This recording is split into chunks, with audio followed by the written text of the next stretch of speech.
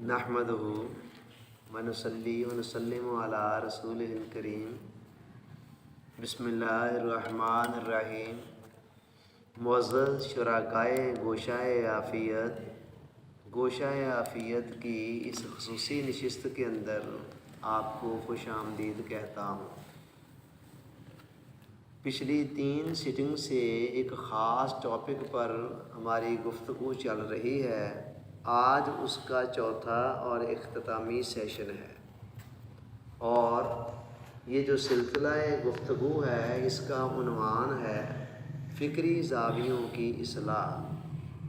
लुबे लुबाब ये है पिछली नशिस्तों का कि इंसान की जो प्रैक्टिकल लाइफ है वो उसकी सोचों के मातहत होती है। जिस तरह की सोचें इंसान के जहन में होंगी उसी के मुताबिक उसके अमाल सरअंजाम पा रहे होंगे। लिहाजा अगर इंसान की अमली ज़िंदगी की इस्लाह करनी है तो उसके लिए लाजमी है कि उसकी फ़िक्र की इस्लाह की जाए, यानी उसकी सोच की इस्लाह की जाए।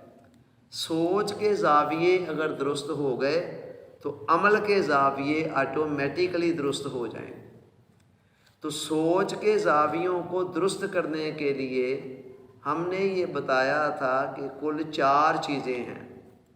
मैंने अपनी ऑब्ज़र्वेशन की रोशनी में 4 चीज़ें उस हवाले से देखी हैं। नंबर 1, कुरान मजीद के साथ एक कल्बी लगाओ जिसको मैंने तमस्सक बिल कुरान का नाम दिया और पहली नशिस्त हमारी इस पर थी।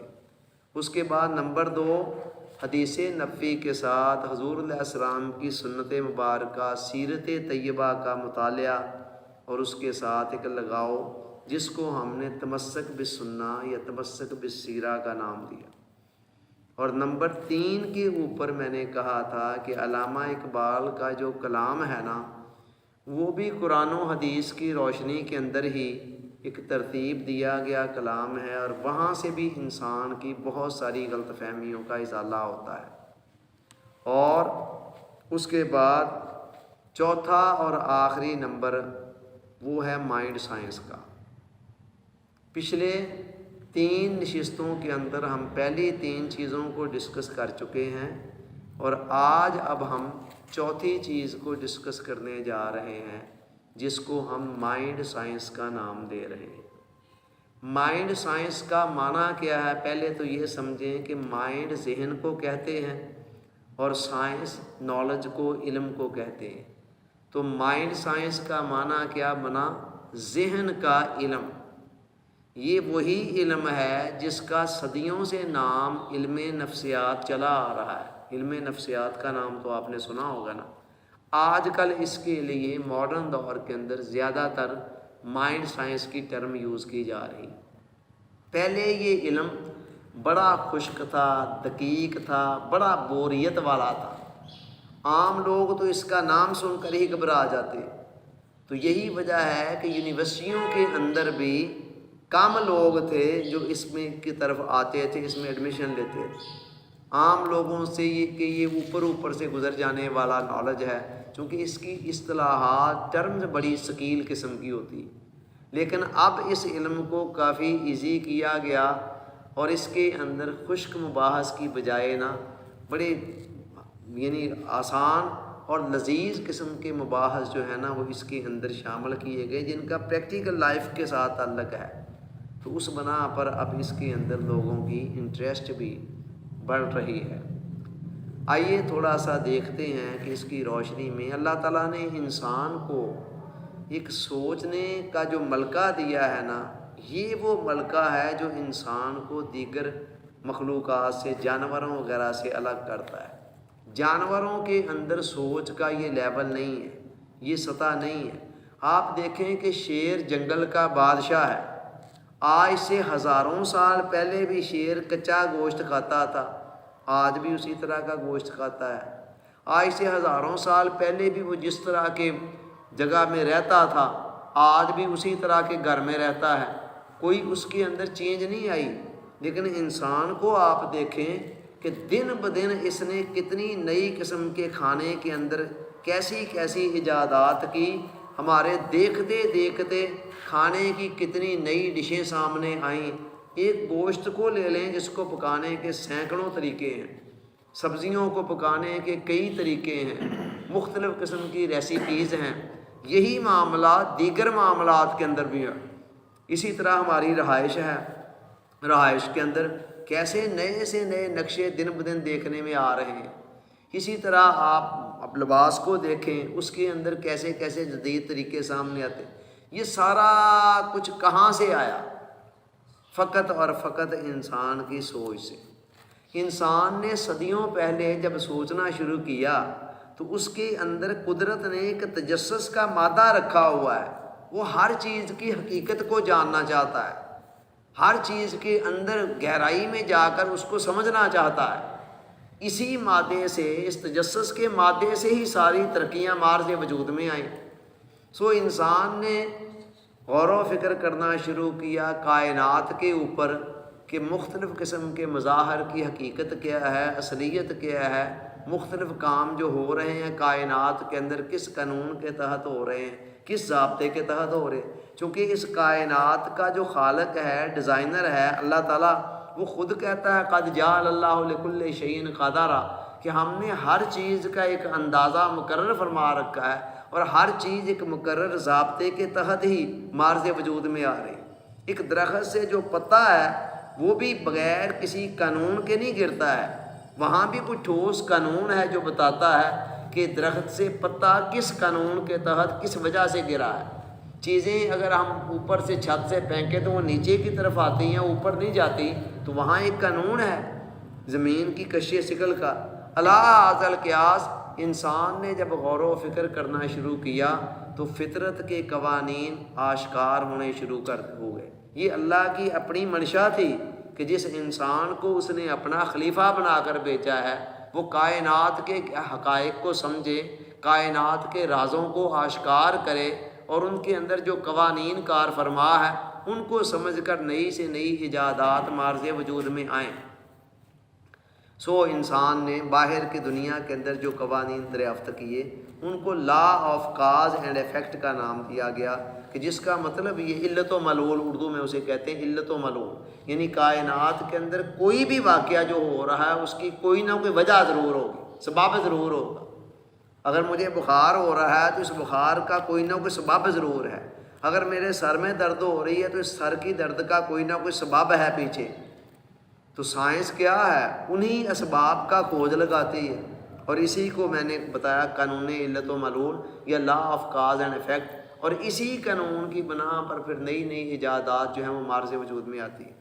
جس طرح انسان نے باہر کی دنیا کے اندر غور و فکر کر کے مختلف قسم کے قوانین دریافت کیے، اسی طرح خود انسان نے انسانی وجود پر بھی غور و فکر شروع کیا، اور وجود کے اوپر جب غور و فکر کرنا تھا تو پھر دماغ کیسے وہاں سے باہر رہ سکتا، جو انتہائی موسٹ امپورٹنٹ پارٹ ہے انسانی زندگی کے اندر۔ دماغ یہ جو ہمارے اندر یہ سر کے اوپر والے حصے میں ہے، اس کو وہ جو آپ مغز جس کو کہتے ہیں یہ دماغ ہے، اس کے اندر ہے جو سافٹ ویئر ہے نا اس کو کہتے ہیں ذہن۔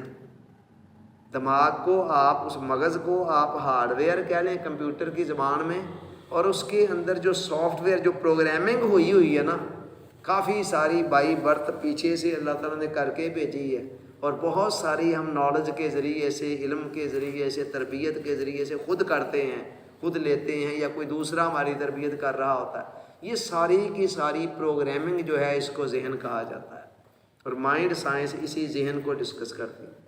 اس ذہن کی بہت زیادہ اہمیت ہے انسانی زندگی کے اندر۔ اچھا، ویسٹ والوں سے یہاں غلطی یہ ہو گئی، انہوں نے بہت سارے معاملات کے اندر بڑے قوانین دریافت کیے، لیکن مسئلہ یہ بنا کہ جب انہوں نے انسان کو بھی دیگر میٹیریل چیزوں کے اوپر قیاس کرتے ہوئے جانچنا چاہا، اب انسان خالی اس مادی دنیا کا بنا ہوا نہیں ہے، گوشت پوست کا بنا ہوا انسان نہیں ہے، اس کے اندر ایک دھڑکتا ہوا دل ہے، ایک پھڑکتا ہوا دماغ ہے، ایک روح ہے، چہکتی مہکتی روح ہے جو خالق کائنات کی طرف سے آئی ہے۔ سو کچھ نہ کچھ قوانین ایسے ہیں جو مادی دنیا سے اوپر اٹھ کر بھی اس کے اوپر اپلائی ہوتے ہیں، یعنی اس کو मादी पैमानों के अंदर ही हर लिहाज से नहीं मापा जा सकता हमारे यहाँ। लेकिन इसका मतलब ये नहीं है कि वेस्ट वालों ने बस गलती की है, बहुत सारे मामलात इंसान के मतलब उन्होंने ऐसे दरियाफ्त किए जो बिल्कुल सही हैं। हमारा हाल ये है मगरब के हवाले से, वेस्ट वालों के हवाले से हमारे यहाँ दो किस्म की फ़िक्रें पाई जाती हैं और दोनों इंतहा पसंदियों पर मुश्तमिल है। एक सोच कहती है ना ना ना ना, हमने अंग्रेज़ों की बात नहीं माननी। अंग्रेज़ी क्या हुई भला, अंग्रेज़ों की बात क्या है। इवन मेरी किताब के ऊपर ये ऑब्जेक्शन बाद लोगों ने लगाया, लो जी वो अंग्रेज़ों ने एक किताब लिखी थी तो इन्होंने पकड़ कर जी उसके अंदर आयतें और हदीसें डाल दी। एक रंग है ना देखने का, ठीक है। तो एक फ़िक्र ये है, एक सोच ये है कि नहीं जी जो अंग्रेज़ों की तरफ से काफ़र लोग हैं उनकी तरफ से जो चीज़ आएगी वो हमारे लिए काबिल कबूल नहीं है, हमारे लिए कुरान और हदीस ही है। दूसरी इंतहा वो है जो अंग्रेज़ी फ़िक्र से बहुत ज़्यादा मुतासर है, वो अपने लोग अपनी ज़ख़ीरा इल्म के हवाले से एहसास कमतरी का शिकार है और बाहर से आने वाली हर चीज़ को सर आंखों पर बिठाते हैं। वो कहते हैं बस चूँकि ये वेस्ट वालों ने ये बात कर दी तो बस ये बिल्कुल पेटेंट है। ये दोनों इंतहा पसंदियाँ हैं, हकीकत इन दोनों के दरमियान में है। हुज़ूर अलैहिस्सलाम ने फरमाया कालिमातुल हिकमत दाल्लातुल मौत आख़ाज़ा मिन हैसु वजद। हिकमत की, दनाई की, विज़डम की हर बात मोमिन की गुमशुदा मिरास है, जहाँ से मिलती है ले लेता है, ठीक है। अब इसमें पैमाना क्या दिया गया कि खुज़ मा सफ़ा व दा मा कादिरा, जो जो कुछ साफ़ है ना सही है उसको ले लो और जो गदला है नहीं सही उसको छोड़ दो। और उसको परखने का पैमाना कुरान और हदीस ही होगा। कोई भी नई चीज़ हमारे सामने आए, कोई नई फ़िक्र आए, कोई नई थ्योरी आए, कोई नई सोच आए, हमारा ये काम है ना तो आंखें बंद करके उसे एक्सेप्ट कर लें ना आंखें बंद करके उसे रिजेक्ट कर दें, बल्कि उसे कुरान और हदीस के दिए गए असूलों पर परखें। अगर उनकी रोशनी में उनसे कंट्राडिक्शन नहीं है, उसका तज़ाद नहीं है, तो फिर उसको लेने में कोई हर्ज नहीं है। और अगर कोई तज़ाद है तो फिर जितने हिस्से का तज़ाद है उसको छोड़ दिया जाएगा, जितना हिस्से का तज़ाद नहीं है उसको ले लिया जाएगा। ये है सही तर्ज़ अमल। बता ये रहा था कि माइंड साइंस ने भी बहुत ज़्यादा तरक्की की और बताया हमें कि ये जो ज़हन है ना इंसान का, असल में पूरी शख्सियत के अंदर यही कार फरमा है। और ये बात ताजदारे कायनात ने उधर हदीस के अंदर कल्ब का लफ्ज़ आया। हुज़ूर अलैहिस्सलाम ने फरमाया कि अला इन्ना फिल जसद लमुदगा, ए बंदे तेरे जिस्म के अंदर एक टुकड़ा है गोश्त का, इज़ा सलाहत सलाहल जसद कुल्लो, एक हिस्सा है अगर ये संवर जाए तो सारा जिस्म संवर जाए। वइज़ा फसदत फसदल जसद कुल्लो, और अगर ये बिगड़ जाए तो सारे जिस्म में बिगाड़ आ जाए, सारी शख्सियत में बिगाड़। अला वहियल क़ल्ब, जान ले कि ये तेरा दिल है। तो मतलब ये है कि जो हमारी शख्सियत का सेंट्रल हिस्सा है, कल्ब सेंट्रल चीज़ को कहा जाता है। बाद लोग तो इससे मुराद जहन भी लेते हैं। बहरहाल अगर इससे मुराद कल्ब भी है और कल्ब अलग है और जहन अलग है, तब भी इनका आपस में एक गहरा ताल्लुक और आपस के अंदर ना एक इंटरलिंक ज़रूर है। मैं ये बता रहा था कि जहन की हैसियत एक सॉफ्टवेयर है, इस सॉफ्टवेयर के मुताबिक ही हमारे इस हार्डवेयर ने भी अमल करना है। जिस्म को आप हार्डवेयर कह लें और जहन को सॉफ्टवेयर कह लें, तो आप देख लें किसी भी कंप्यूटर के अंदर जो सॉफ्टवेयर आपने फीड किया होता है, इंस्टॉल किया होता है, उसी के मुताबिक वो मुख्तलिफ़ किस्म की एक्टिविटीज़ सर अंजाम दे रहा होता है। या फिर यूँ समझ लें कि गाड़ी के अंदर, रेलगाड़ी के अंदर 40 डब्बे हों और आगे एक इंजन होता है। अब जिधर इंजन ने जाना है 40 के 40 डब्बों ने उधर ही जाना है। जहाँ इंजन ने स्लो हो जाना है डब्बों ने भी स्लो हो जाना है। जहाँ इंजन की रफ्तार फास्ट हो गई डब्बों की भी फास्ट हो गई। जहाँ इंजन दाएं या बाएं मुड़ गया, कांटा बदल लिया, वहाँ पीछे डब्बे भी उसी तरह। यही मामला इंसानी जिस्म का है। सारा कुछ इंसान के जहन से चल रहा है। तमाम मसाइल हमेशा जहन के अंदर ही पैदा होते हैं और जहन के अंदर ही उन्हें ख़त्म किया जा सकता है, बशर्ती के इंसान के अंदर सही सोच का मादा पैदा हो। किसी दानिश्वर का एक कौल है। इसी तरह एक और कौल है इससे मिलता जुलता कि जहन की इस्लाह अमल की इस्लाह है और जहन की तामीर ज़िंदगी की तामीर। यानी जहन की आपने इस्लाह कर दी तो अमल की ऑटोमेटिकली इस्लाह हो, और जहन को आपने तामीर कर दिया तो अमल ऑटोमेटिकली तामीर हो। माइंड साइंस का ये कहना है कि जितनी भी चीज़ें आप दुनिया में देख रहे हैं ना, या जितने भी एक्शन हैं, ये 2 मरतबा मार्ज़ वजूद में आते हैं। سب سے پہلے ذہن کی سطح پر اور اس کے بعد پریکٹیکل کے اندر. جب بھی آپ مکان بناتے ہیں پہلے آپ کے ذہن میں آتا مکان بنانا چاہیے، چلو ٹھیک ہے جی. پھر آپ سوچتے ہیں اس کا نقشہ کیا ہونا چاہیے، نقشہ بھی پہلے ذہن میں آتا ہے اور پھر ہی وہ عملی صورت میں آتا ہے. رائٹ برادران نے سوچا کہ انسان کو بھی ہوا میں اس طرح اڑنا چاہیے جیسے پرندے اڑ رہے ہیں. تو یہ سب سے پہلے ذہن میں آئی بات اور اس کے بعد پھر عمل کے اندر آنا شروع ہو گئی، پھر عملی شکل اختیار کر گئی. ایڈیسن نے سوچا کہ رات جب ہو جاتی ہے تو ساری جگہوں پہ تاریکی چھا جاتی ہے، کوئی ایسی شے ہونی چاہیے جو رات کے ماحول کو بھی روشن کر دے. ٹھیک ہے، پہلے اس کے ذہن میں آیا پروجیکٹ اور پھر اس کے بعد اس نے اس پر ورک شروع کیا اور بعد میں پھر پریکٹیکل شکل کے اندر آ گیا. تو اس طرح آپ دیکھیں کلو تمام چیزیں جو ہیں پہلے ذہن میں آتی ہیں اور پھر اس کے بعد پریکٹیکلی سامنے عملی شکل کے اندر مارز وجود میں آتی. اب ذہن جس کو ہم کہہ رہے ہیں اس کے اندر کیا ہے، اس کے اندر جو سب سے مین چیز ہے نا وہ خیالات ہیں. خیالات جیسے ہمارے خیالات ہر لمحہ ہمارے ذہن کے اندر بے شمار خیالات چل رہے ہیں، ایک لمحے کے لیے بھی ذہن فارغ نہیں ہوتا ہے. اور سب سے پہلے خیال ذہن میں آتا ہے. خیال اگر چند مرتبہ تکرار کے ساتھ آئے نا تو وہ آگے میلان میں چینج ہوتا ہے، یعنی کسی چیز کی طرف بندہ مائل ہوتا ہے. کوئی چیز اچھی لگنے لگتی ہے، 2-3 مرتبہ خیال آیا کتنی اچھی چیز ہے تو ساتھ اس کی طرف ایک میلان آ جاتا ہے، بندہ مائل ہو جاتا ہے، ادھر توجہ اس کی ہو جاتی ہے. اور میلان سے اگلا درجہ رغبت کا آتا ہے کہ بندہ اس کو چاہنے لگتا ہے. رغبت سے اگلا درجہ پھر ارادے کا آتا ہے کہ یار یہ چیز مجھے ملنی چاہیے یا یہ کام ہونا چاہیے ایسے. تو ارادہ پھر آگے عمل کی شکل اختیار کرتا ہے اور جب کسی عمل کو چند مرتبہ دہرایا جاتا ہے تو وہی چیز بندے کی عادت بن جاتی ہے اور عادتوں کے مجموعے کو ہی انسان کی شخصیت کہا جاتا ہے. یہی انسان کی تقدیر ہے. سمجھ آ رہی ہے؟ خیال سے بات چلی اور آپ کی تقدیر تک پہنچ گئی. بھئی شخصیت اس کے علاوہ کیا ہے؟ ہم کہتے ہیں فلاں بندہ یار بڑا گڈ بندہ ہے. اب گڈ اس کو کس بنا پر کہہ رہے ہیں؟ اس کی چند اچھی عادتوں کی بنا پر. مثلا مستقل طور پر سچ بولتا ہے، عام طور پر وہ وعدے کی پابندی کرتا ہے، عام طور پر دیانتداری کا مظاہرہ کرتا ہے، عام طور پر کسی کو دھوکہ نہیں دیتا ہے. یہ ساری چیزیں کیا ہیں؟ اس کی عادت. اور انہی چند عادتوں کے مجموعے کو ہم کہہ رہے ہیں یار بندہ بڑے اچھے کردار کا مالک ہے. اور دوسری طرف ایک انسان کو جھوٹ بولنے کی عادت ہے. کبھی کبھار تو کسی اچھے سے بھی بولا جا سکتا ہے اور کبھی کبھار سچ کسی جھوٹے سے بھی بولا جا سکتا ہے. ہم کہیں گے عمومی طور پر جس کی وہ پریکٹس کرتا ہے، عادت ہے بات بات پہ جھوٹ بولنا، عادت ہے اس کی بات بات پہ وعدہ خلافی کرنا، اس کو شراب پینے کی عادت پڑی ہوئی ہے، اس کو چوری کی عادت پڑی ہوئی ہے. تو یہ 2-4 عادتیں دیکھ کر کہیں گے یار بہت ہی برا آدمی ہے، بچو اس سے. ٹھیک ہے، تو یہ انسان کی پرسنالٹی ہے، یہ انسان کا تعارف ہے. عادتیں اور عادتیں کہاں سے بن رہی ہیں؟ اعمال کی تکرار سے. کسی بھی عمل کو جب چند مرتبہ دہرایا جاتا ہے وہ آٹو پہ آ جاتا ہے. اب آپ لوگ گوشہ عافیت کے اندر آنے کے لیے آپ کو طبیعت پر کوئی جبر نہیں کرنا پڑتا. آپ چند مرتبہ آپ نے یہ کام کیا اور کرنے کے بعد اب آپ کی یہ عادت بن گئی ہے. تو کتنے اچھے ہیں وہ لوگ جو ابتدا میں محنت کر کے چند اچھی عادتوں کو اپنا لیتے ہیں، پھر ان کے اثرات ساری زندگی ان کے ساتھ ساتھ چلتے ہیں، ان کی شخصیت کو امپروو کرتے رہتے ہیں.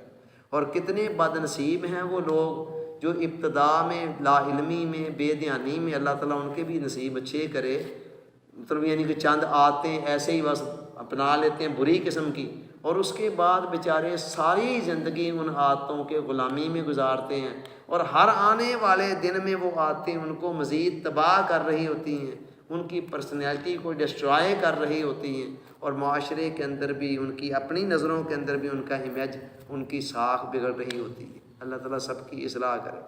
تو سارا کچھ چل کہاں سے رہا ہے؟ خیالات سے. بس خیال کی اصلاح ہو جائے. ایمل کووے نے کہا کہ انسانی شخصیت پر تخیل کی حکمرانی ہے. عربی زبان اب مائنڈ سائنس کے اوپر نا بے شمار کتابیں لکھی گئی ہیں ویسٹ میں، ہمارے ملک میں، اندر باہر ہر جگہ پر، ویسٹ کے اندر تو بطور خاص بہت زیادہ.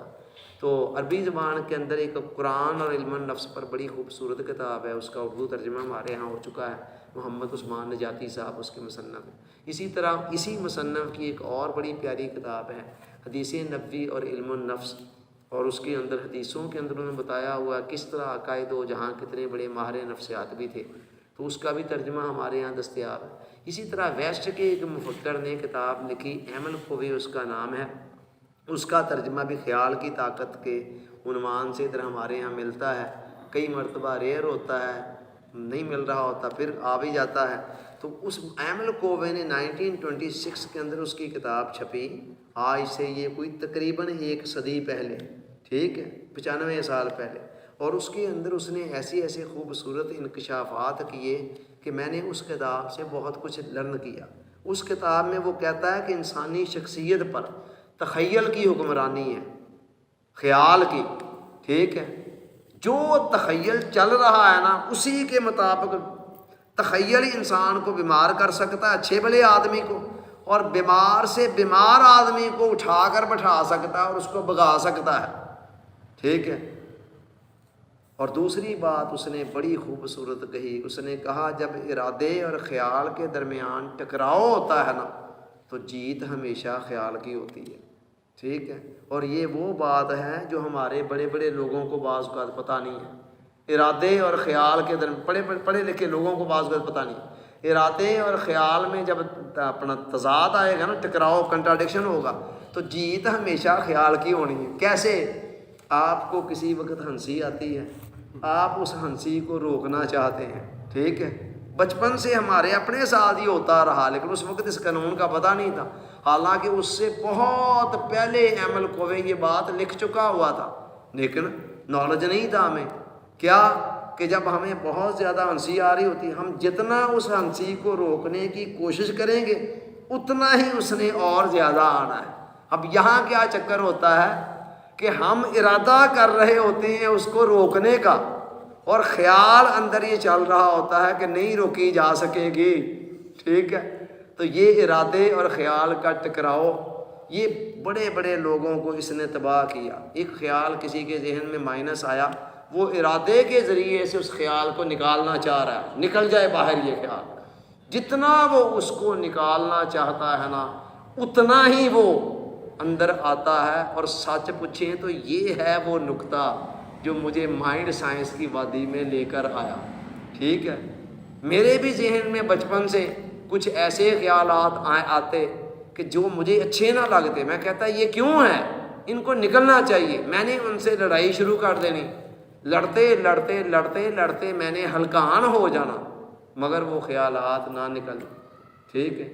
چلتے چلتے مجھے علم نفسیات سے دلچسپی پیدا ہوئی کہ یہ خیالات بنتے کیسے ہیں، بگڑتے کیسے ہیں، نکلتا کیوں نہیں ہے خیال. تو ایمن کووی کی کتاب میرے ہاتھ لگی، اس نے ان گتھیوں کو سلجھایا. اس نے کہا ارادے اور خیال کے ٹکراؤ کے اندر جیت ہمیشہ خیال کی ہونی ہے. اور دوسرا فارمولہ دیکھیں، وہ کہتا ہے انسانی شخصیت پر تخیل کی حکمرانی ہے، خیال کی حکمرانی ہے. تو لہٰذا کوئی بھی خیال جس کو ہم ارادے کے ذریعے نکالنا چاہیں گے وہ نہیں نکل سکے گا، ٹھیک ہے. اچھا، اس کے بعد ایک اور بات اس نے بڑی خوبصورت کہی، وہ کہتا ہے جب بھی ارادے اور خیال کے اندر موافقت ہوتی ہے نا، ٹکراؤ کی صورت میں جیت کس کی ہے؟ خیال کی. ارادہ آپ کا رہ جائے گا، لیکن وہ کہتا ہے جب ارادے اور خیال میں موافقت ہوتی ہے نا تو اس وقت یہ آپس میں جمع نہیں ہوتے، ضرب کھا جاتے ہیں.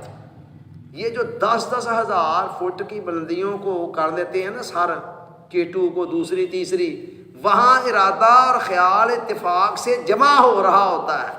ایک بندہ ارادہ کرتا ہے میں نے یہ کام کرنا ہے، اور ساتھ اس کے اندر یہ خیال بھی چل رہا ہوتا ہے کہ ہاں میں کر سکتا ہوں. بس جہاں ارادہ اور خیال جمع ہو گئے یہ آپس میں ملٹی پلائی ہو کر ایسے ایسے کارنامے سر انجام دے دیں گے کہ جو عام بندہ سوچ کر حیران رہ جائے گا، یار اس نے یہ کر کیسے لیا ہے، ٹھیک ہے. کر ایسے ہی لیا اس نے کہ جس وقت وہ ارادہ کر رہا تھا نا اس کام کو کرنے کا، تو اندر خیال بھی سیم یہی تھا کہ میں کر سکتا ہوں، ٹھیک ہے. मैं कर सकता हूँ। तो जब इंसान के अंदर ये चीज़, तो माइंड साइंस हमें बताती है कि आपने अपने ख़्याल को तख़य्युल की रहनुमाई कैसे करनी है कि इसका और इरादे का आपस में टकराव ना हो, बल्कि ये इन दोनों की आपस में मुवाफ़क़त हो जाए। ऐसे बाकायदा फार्मूले बताए गए हैं माइंड साइंस के अंदर। बड़ी किताबें हैं, मैं मुख्तसर सी गुफ्तगू के अंदर सारी बातें नहीं बता सकता। सिर्फ मैं बात देखे कि मैं किस सिनेरियो में कर रहा हूँ, मैं ये बता रहा था कि माइंड साइंस भी इंसान की फ़िक्री ज़ावियों की इस्लाह के अंदर अपना एक रोल रखती है और एक किरदार अदा कर सकती है। और बहुत सारे वहमों वसवसों से, मगालतों से, गलतफहमियों से और बहुत सारी गुमराहियों से इंसान को बचाने में ये भी एक इम्पॉर्टेंट किरदार अदा करती है। एक किताब ये अमल कोवे की, जिसने ख़ास तौर पर मुझे बड़ा मुतासर किया, और एक किताब 2006 के अंदर के साथ के अंदर रोहंडा बायरन की आई, और अभी रोहंडा बायरन शायद हयात है। और ये ख़तून भी बेचारी पता नहीं इतने इतने मसलों का शिकार कि इसको जीना मुश्किल नज़र आ रहा था, मरना आसान। कहती मेरे हाथ में नफ्सियात की एक पुरानी किताब में आ गई, वहाँ से एक राज आ गया मेरे हाथ में, तो मैंने बस वो राज को सीख कर, तो मैंने वो उसके बाद उसकी लाइफ की काया पलट गई। और अब उसकी चौथी किताब मार्केट में आ चुकी है। पहली किताब जिसने एक तहलका मचाया हुआ वो है दी सीक्रेट। अगर आप कोई 8-10 साल पहले का मिलादुल कुरान का वो रसाला निकाले ना, वो मिलादुल नबी के महीने का, तो मैंने एक पूरा मजमून इस उन्वान से लिखा हुआ है मिलादुल नबी के महीने में, तालीमात मुस्तफ़ा का नफ्सियाती पहलू। उसके अंदर मैंने इस किताब को डिस्कस कर बताया कि इस किताब ने जो तहलका मचाया हुआ है, उसके अंदर जो 3 पॉइंट्स उसने दिए हैं वो किस तरह ताजदार कायनात या इस्लामी तालीमात के अंदर हमें पहले से मिलते हैं। बहरहाल ये है कि फ़िक्री ज़ावियों की इस्लाह के लिए हमने 4 चीज़ें बयान की हैं। नंबर 1 कुरान, नंबर 2 हदीस नबी सल्लल्लाहु अलैहि वसल्लम, नंबर 3 कलाम इकबाल, और नंबर 4 माइंड साइंस। पहली 2 तो मुकम्मल तौर पर इल्हामी है ना, तो लिहाजा उनके अंदर तो कोई 1% क्या 0.1% भी कोई शक्को शुबे की गुंजाइश नहीं है। लेकिन बाद वाली 2 की हैसियत वो नहीं है अल्लामा इकबाल के कलाम की या माइंड साइंस की। ताहम अगर बंदा उनकी रोशनी में इनसे इस्तिफ़ादा करे ना, तो इनसे भी इंसान को बहुत कुछ मिल सकता है। और अगर ये 4 चीज़ें किसी के अंदर जमा हो जाए ना, तो उसकी फ़िक्र की जो गुमराहियाँ हैं ना, जो रास्ते की रुकावट बनती है, वो उनसे निजात पाकर बड़ी तेज़ी से अपनी पर्सनल डेवलपमेंट के सफ़र पर रवाना हो सकता है। अल्लाह ताला हम सबको सोचने, समझने, याद रखने और अमल की तौफीक अता फ़रमाए। वमा अलैना इल्लल बलाग।